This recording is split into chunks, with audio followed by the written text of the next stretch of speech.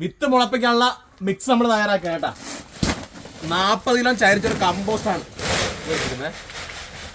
ഇതിലേക്ക് പെർലറ്റ് 1 കിലോ ചേർക്കുന്നുണ്ട്, vermiculite 1 kilo, Pseudomonas 1 kilo നമ്മൾ ചേർക്കുന്നത്.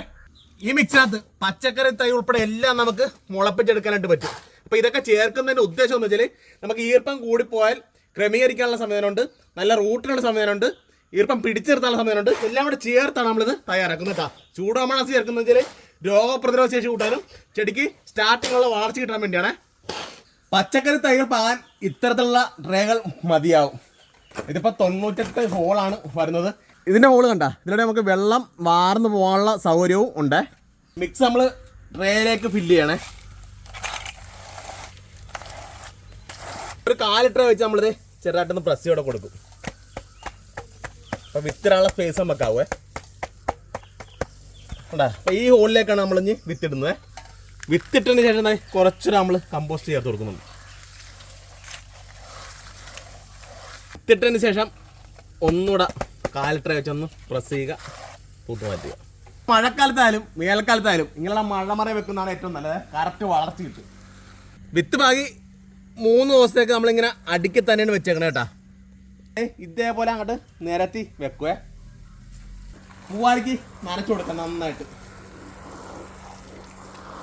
വിത്തിട്ട് 10 ദിവസം ആകുമ്പോഴേക്കും 1 ലിറ്റർ ഗോമൂത്രം 10 ഇരട്ടിയാക്കി നമുക്ക് പൂവാലിക്ക് നമ്മൾ തളിച്ചു കൊടുക്കാം. അല്ലെങ്കിൽ 990 1 ലിറ്റർ വെള്ളത്തിൽ 1 ഗ്രാം എന്ന രീതിയിൽ തളിച്ചു കൊടുക്കാവുന്നതാണ്. ഈ ഗ്രോ ബാഗിലാണ് നമ്മൾ ക്യാബേജും കോളിഫ്ലവറൊക്കെ നടാൻ പോകുന്നത്.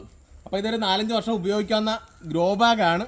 അപ്പോൾ ഇതിനകത്ത് നമ്മൾ ഫില്ല് ചെയ്തിരിക്കുന്നത് നന്നായിട്ട് റൂട്ട് ഓടുന്നതിന് ചൈരിച്ചോറ് കമ്പോസ്റ്റ്, വേപ്പ് പിണ്ണാക്ക്, കപ്പലിൻ്റെ പിണ്ണാക്ക്, കൂട്ടുവളങ്ങൾ എല്ലാം കൂടെ ചേർത്ത് കൊടുത്താണ് രണ്ടാമത് വളങ്ങൾ തയ്യാറാക്കിയിരിക്കുന്നത്.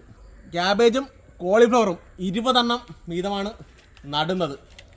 ഇവിടെ പ്രാദേശികമായിട്ട് നോക്കുമ്പോൾ വ്യാവസായിക സാധ്യതകൾ കുറവാണ്. ഇവിടെ അടുക്കളത്തോട്ടങ്ങളിലാണ് സാധ്യത കൂടുതൽ. നമുക്ക് വീട്ടാവശ്യത്തിന് വേണ്ടിയുള്ള കൃഷിയാണ് പ്രധാനമായിട്ട് നടുന്നത്. അപ്പോൾ അതുകൊണ്ടാണ് ഈ ഗ്രോ ബാഗിൽ നടാൻ ഉദ്ദേശിക്കുന്നത്.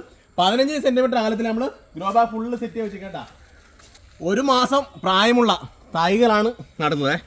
ഗ്രോ ബാഗിൻ്റെ ഫില്ലിങ് നോക്കിയാൽ പകുതിക്ക് മേലാണ് ഫില്ല് ചെയ്തിരിക്കുന്നത്. അപ്പോൾ വീണ്ടും കൃഷി തുടങ്ങി വരുന്ന ആഴ്ചയോടും വളങ്ങൾ വീണ്ടും കൊടുക്കുമ്പോഴാണ് നല്ല റിസൾട്ടേക്ക് വരുന്നത്.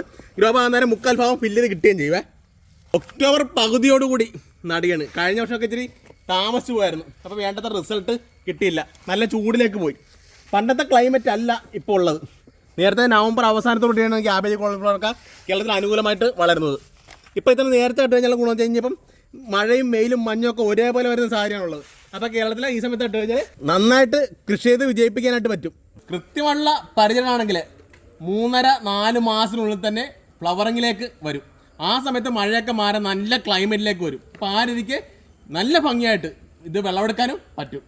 ബാക്കിയുള്ള പരിചരണത്തിൻ്റെ കൃത്യമായ വീഡിയോകൾ വരുന്ന ദിവസം ചാനലുണ്ടാകും. അപ്പോൾ മറ്റു പുതിയ വീഡിയോ പുതിയ ബൈ.